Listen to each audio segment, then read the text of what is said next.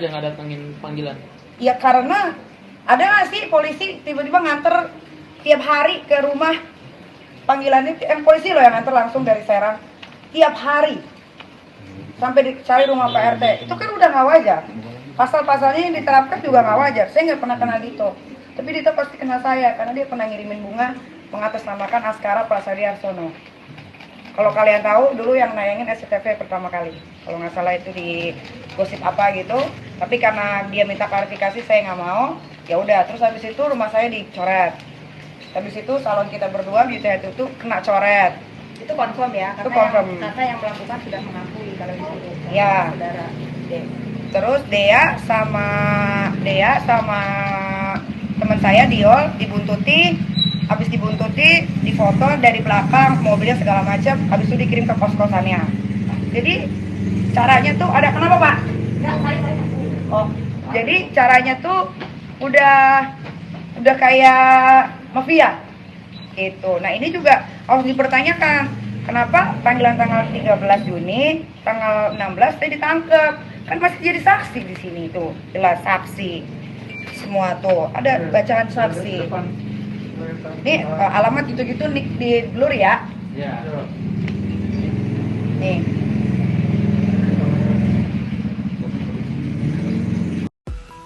Halo Sobat Fakta, Bang Pin ketemu lagi dengan Bang Pin yang terus mengabarkan fakta viral seputar selebritas tanah air yang terus saja bikin berita, dan dengan berita mereka tetap eksis di ranah media.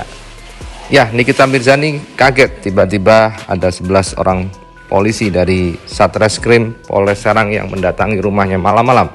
Bahkan pukul 3 dini hari, dia tiba-tiba mereka menggerebek rumah Nikita Mirzani dan akan melakukan penangkapan, serta sudah membawa surat penangkapan resmi dari Polres Serang. Hal ini juga dijelaskan oleh Kabid Humas Polres Serang yang menjelaskan bahwa memang Nikita Mirzani mangkir beberapa kali saat dipanggil sehingga dibutuhkan untuk penjemputan paksa dengan surat penangkapan. Namun ternyata Nikita Mirzani punya alasan tersendiri kenapa dia tidak mau dijemput paksa oleh polisi. Dia mengatakan ada yang janggal dari pemanggilannya sampai 12 kali surat pemanggilan, dan di situ dia masih sebagai statusnya sebagai saksi, belum tersangka. Artinya Nikita Mirzani punya argumen tersendiri bahwa kenapa dia kok tiba-tiba langsung dijemput paksa dan akhirnya tidak mau dijemput paksa oleh pihak kepolisian. Bahkan Nikita Mirzani langsung menelpon pengacaranya untuk datang, serta juga sahabatnya Fitri Salhuteru untuk datang ke rumahnya. Dan akhirnya Nikita Mirzani keluar di atas atap rumah untuk berdialog dengan polisi.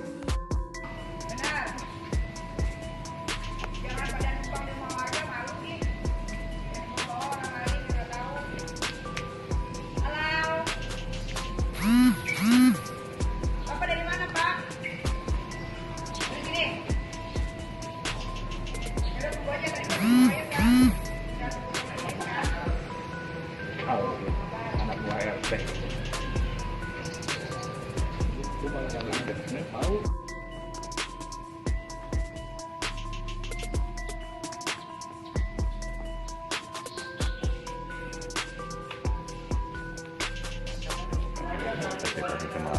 Cuma backup aja, ya di-verify nama itu. Ya kita menghadirkan punya layanan.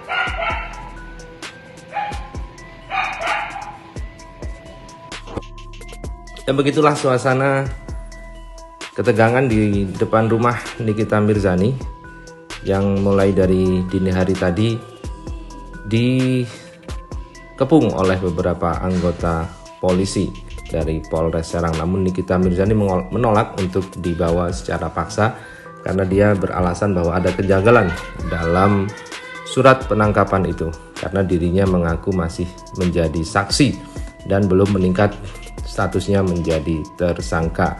Sementara Kabid Humas Polres Serang Kota sendiri mengatakan bahwa Nikita Mirzani dijemput paksa karena sudah beberapa kali mangkir dari panggilan polisi. Dan untuk memudahkan penyidikan, Nikita Mirzani harus dibawa secara paksa. 11 Juni tanggal 16 saya ditangkap, kan masih jadi saksi di sini tuh, jelas saksi semua tuh ada bacaan saksi. Nih alamat gitu-gitu di blur ya. Nih.